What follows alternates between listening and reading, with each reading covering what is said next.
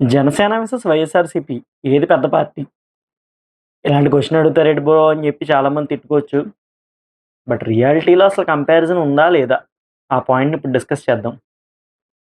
యాక్చువల్‌గా as per vote percentage చూసుకుంటే YSRCP got 39 vote percentage. Janasena 6.2% ఎంతో వచ్చింది అప్రాక్సిమేట్‌లీ. సో, ఓట్ పర్సెంటేజ్‌లో ఎటువంటి కంపారిజన్ లేదు.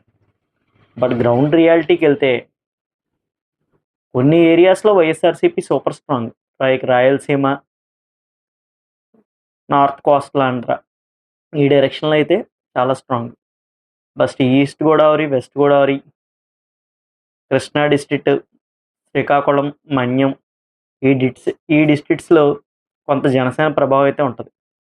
బట్ ఈస్ట్ అండ్ వెస్ట్ గోదావరిలో తీసుకుంటే మాత్రం జనసేన వర్సెస్ వైఎస్ఆర్‌సీపీ కంపారిజన్‌లో ఖచ్చితంగా జనసేన హెడ్ ఉంది.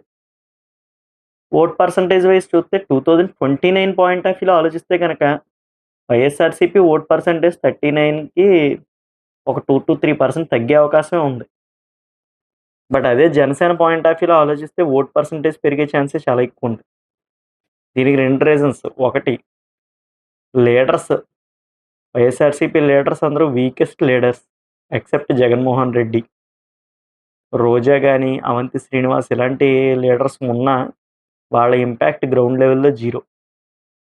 అలాంటి జనసేనకేం తోపు లీడర్లు లేరు. But compare to YSRCP Janasena leaders కొంచెం మచ్ మోర్ బెటర్.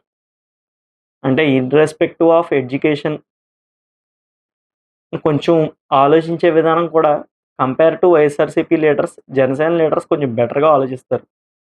ఇది ప్రస్తుతానికున్న అనాలిసిస్ అయితే. సో, ఈ కంపారిజన్‌లో రైట్ నౌ అయితే వైఎస్ఆర్‌సీపీ స్ట్రాంగెస్ట్. బట్ అలా అని జనసేన తక్కువ అంచనా వేయాల్సినంత అవసరం అయితే లేదు. ఎందుకంటే జనసేన పుల్ బ్యాక్ చేయగలిగే అవకాశం చాలా ఎక్కువ.